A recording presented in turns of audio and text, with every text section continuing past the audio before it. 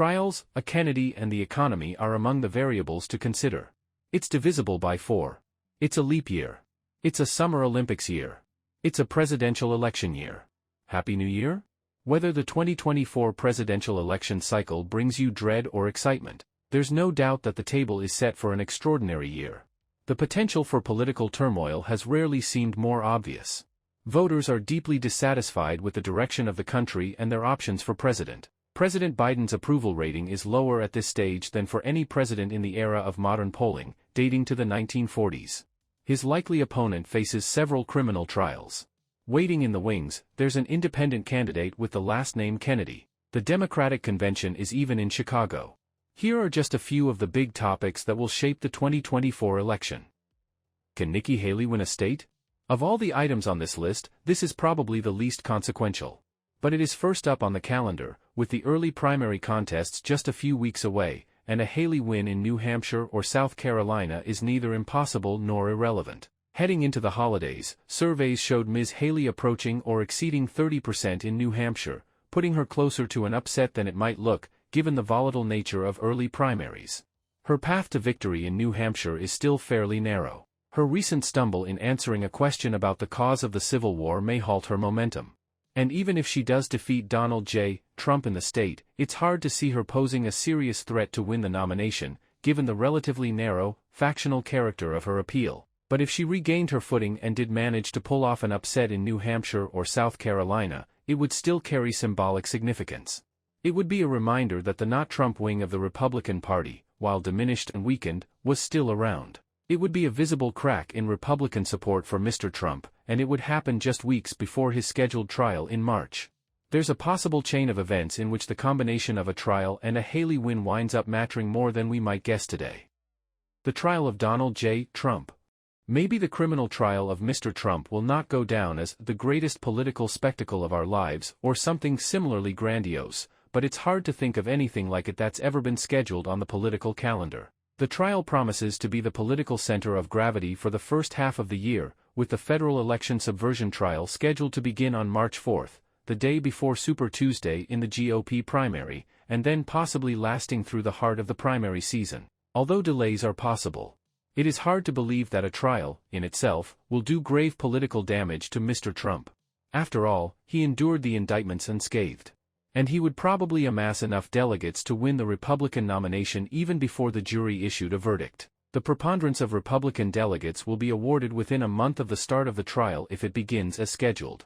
But there is a way a trial could matter. It might lead to a realization by Republican primary voters and elites that Mr. Trump is likely to be convicted. And whether they see it coming or not, a conviction isn't the same as a trial or an indictment. It might be far more consequential. Recent polls, including New York Times/Siena College battleground polling in October, show Mr. Biden opening up a lead if Mr. Trump is convicted, let alone imprisoned. These polls should be taken with a grain of salt. They pose hypotheticals to voters, who mostly aren't paying attention to Mr. Trump's legal woes. But they're a reminder that there are risks to his candidacy. In a close race, it might be decisive even if only a sliver of voters refuse to vote for a felon. At the same time, a conviction would offer a new path for those seeking to remove Mr. Trump from the ballot, whether by disqualifying him in the courts or by denying him the nomination at the Republican convention. Mr. Trump also faces a trial in Florida over his handling of classified material and in Georgia in an election case, although appeals and delays may carry them beyond the election. There's also the coming Stormy Daniels case on the possible falsification of business records in New York, which is generally not seen as rising to the same level as the other cases. And let's not forget the likely Supreme Court case about whether he's disqualified to be president under the 14th Amendment. All of this is extraordinary to contemplate. Calling this simply something to watch is gross understatement. But that's our politics nowadays. The new swing vote. If you've been following elections long enough, the term swing voter might conjure up images of soccer moms, security moms, Reagan Democrats, the white working class and countless other archetypes of the mostly white suburban voters who analysts said decided American elections over the last half-century. But as 2024 begins, the voters poised to decide the election look very, very different from the swing voters of lore. They're disproportionately young, black, and Hispanic. Whether these voters return to Mr. Biden is one of the biggest questions of the cycle, Not only because it might decide the election but also because there's a chance it could shape the trajectory of American politics for decades. As we've written countless times, there will be many opportunities over the next year for Mr. Biden to lure back these traditionally Democratic but disaffected voters. In the end, he might well approach or match his support from last time. If he does, perhaps all the debate over it will seem misplaced. But whatever the outcome, the reality of so many young, Black and Hispanic persuadable voters might powerfully shape the incentives facing the candidates and perhaps even the overall course of the race.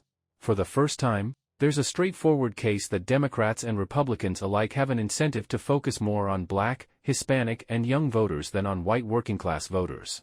This might not yield any drastic changes in strategy, policy, or messaging, but it would be surprising if it yielded no change at all. 8 years ago, Mr. Trump was kicking Univision out of news conferences. Now, he's giving Univision exclusive interviews. This is just one small, early anecdote well before the campaign gets underway. The examples may be much more striking by Election Day. Does another year help or hurt Biden?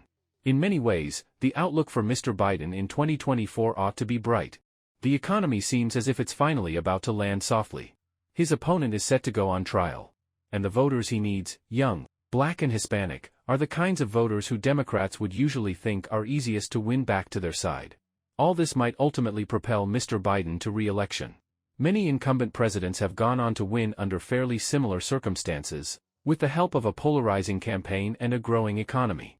But there's a catch: some of these favorable wins have been at Mr. Biden's back for most of the last year, and he appears weaker than ever. Despite an improving economy, Mr. Biden's approval rating stands at just 39%, according to 538. That's a net 8 points lower than it was a year ago. It's also worse than any previous president on the last New Year's Day before re-election.